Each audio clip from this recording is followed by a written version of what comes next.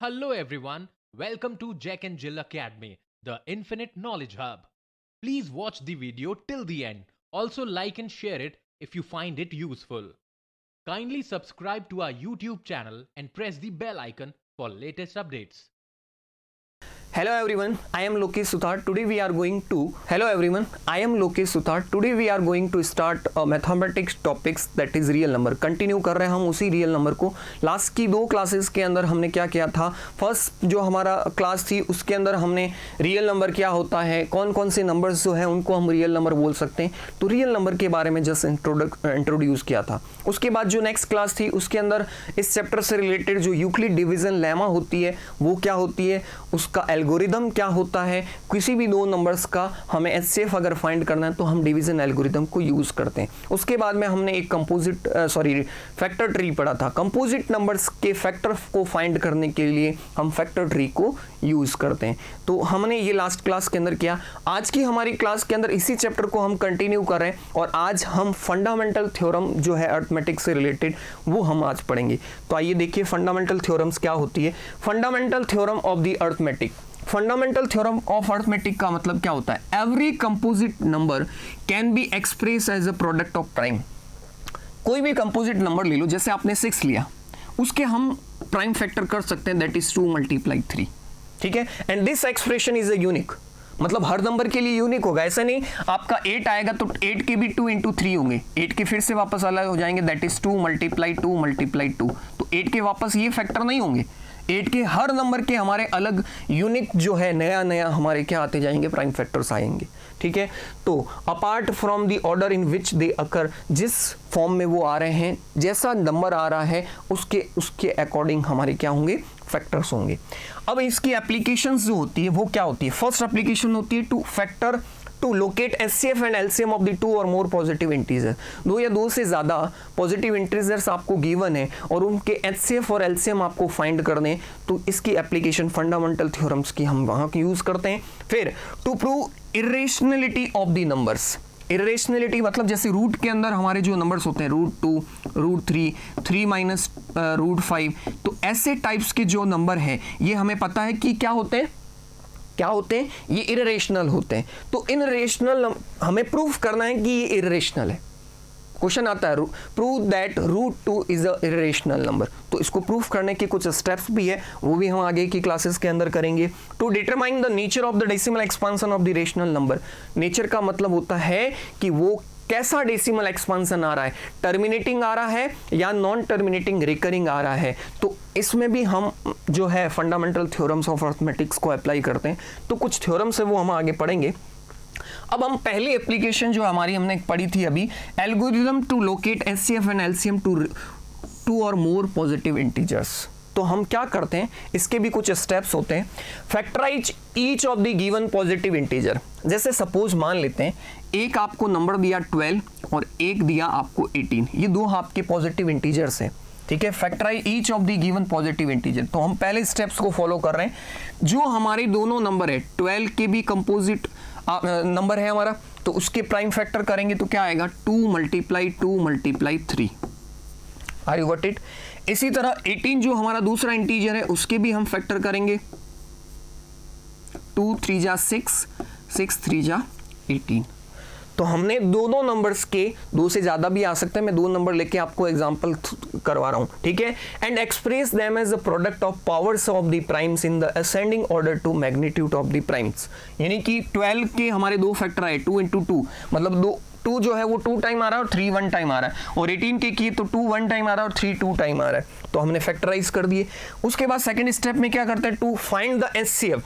अगर हमें HCF find करना है तो हम जो फैक्टर आए उन फैक्टर्स में देखेंगे कि कॉमन जो है, लीस्ट कॉमन मल्टीपल्स कौन है. जैसे 2 और 2 का पेयर दोनों में आ रहा है तो ये एक 2 हो गया, और फिर 3 और 3 आ रहे हैं ना, कॉमन आ रहा है ना दोनों के अंदर, तो ये 3 हो गया, और 2 3 जा करेंगे तो 6. यानी कि 12 और 18 का एचसीएफ जो हो जाएगा वो कितना हो जाएगा, 6 हो जाएगा. फिर थर्ड स्टेप में अगर हमें एलसीएम इनका फाइंड करना है तो एलसीएम फाइंड करने के लिए जो हमने फर्स्ट नंबर के फैक्टर किए उनको तो एज इट इज लिख दो एक बार. 2 मल्टीप्लाई 2 मल्टीप्लाई 3। उसके बाद में अब हमने यहाँ पर पहले वाले स्टेप में इस 2 को ले लिया, फिर हमारा 3 भी आ गया। अब एक बार 3 और नहीं आया तो एक बार फिर से हम 3 ले लेंगे। यानी कि इसमें क्या करते हैं, फाइंड द ग्रेटेस्ट एक्सपोनेंट, जो ग्रेटर है यानी कि जो ज़्यादा नंबर बार आ रहा है वो हम लेंगे। अब यहाँ पर 2 जो है इसमें 2 बार आ रहा है और इसमें 1 बार आ रहा है, 2 की पावर 2 आ रही है और 2 की पावर इसमें 1 आ रही है, तो एलसीएम में हम 2 की पावर 2 लेंगे।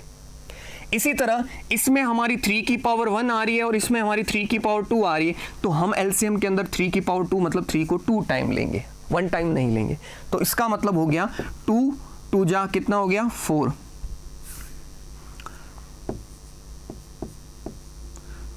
2 जा 4 मल्टीप्लाई 3 जा 9, तो 9 4 जा कितना हो गया 36 हमारा इन दोनों नंबर का एलसीएम हो जाएगा। तो इस तरह से कोई भी दो कंपोजिट नंबर्स अगर आपको गिवन होंगे तो उनके एचसीएफ और एलसीएम को हम फाइंड कर सकते हैं। तो ये हुई हमारी फर्स्ट एप्लीकेशन।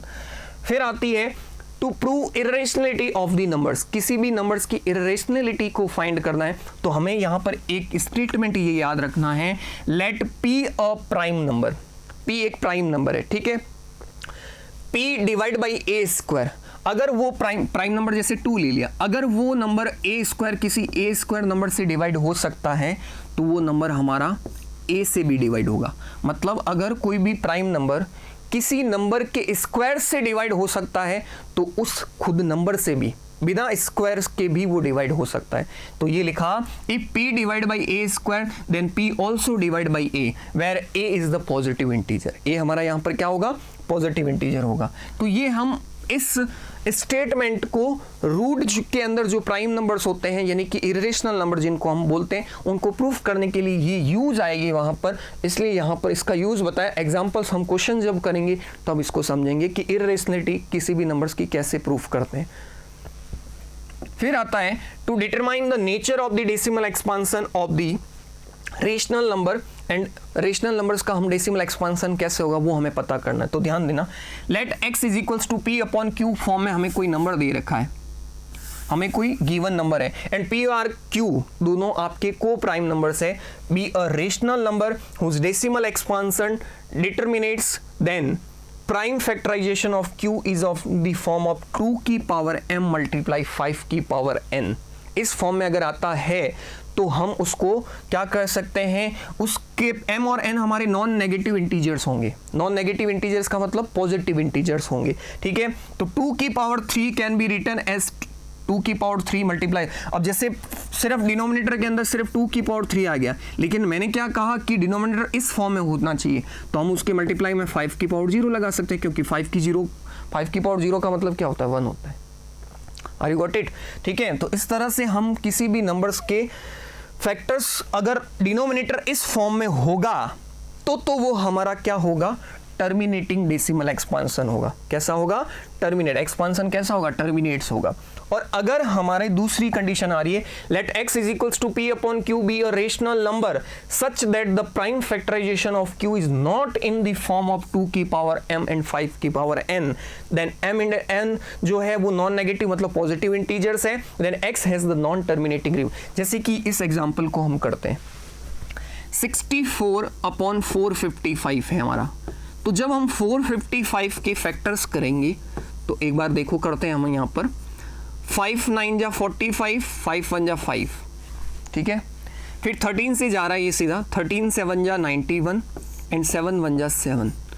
इसके जो डिनोमिनेटर्स के फैक्टर आ रहे हैं 64 अपॉन डिनोमिनेटर के जो फैक्टर आ रहे हैं 5 मल्टीप्लाई 13 मल्टीप्लाई 7, इसका मतलब डिनोमिनेटर में 2 और 5 के अलावा और भी फैक्टर्स आ रहे हैं, तो उनका डेसिमल एक्सपांसन जब हम करेंगे तो वो कैसा आएगा, हमारा नॉन टर्मिनेटिंग नॉन रिकरिंग आएगा, ठीक है। Non terminating repeating decimal expansion आएगा। आर यू गॉट इट, ठीक है। तो हमने इन क्वेश्चंस को जब हम करेंगे, जैसे कि एक एग्जांपल लेता हूं, 375 अपॉन जैसे 1000 है, तो इसका डेसिमल एक्सपांसन 375 अपॉन, क्या इसको हम 10 की पावर 3 लिख सकते हैं, बिल्कुल लिख सकते हैं। 375 अपॉन 2 मल्टीप्लाई 5, 2 5 जा 10 होता है ना, की पावर 3, तो इसका मतलब 375 अपॉन 2 की पावर 3 और 5 की पावर 3, 2 की पावर m 5 की पावर n फॉर्म में आ रहा है। दैट मीन्स इसका जब हम डेसिमल एक्सपांसन करेंगे तो वो टर्मिनेटिंग जैसे आ भी रहा है, देखो 0.375 कैसा है, टर्मिनेटिंग डेसिमल एक्सपांसन है।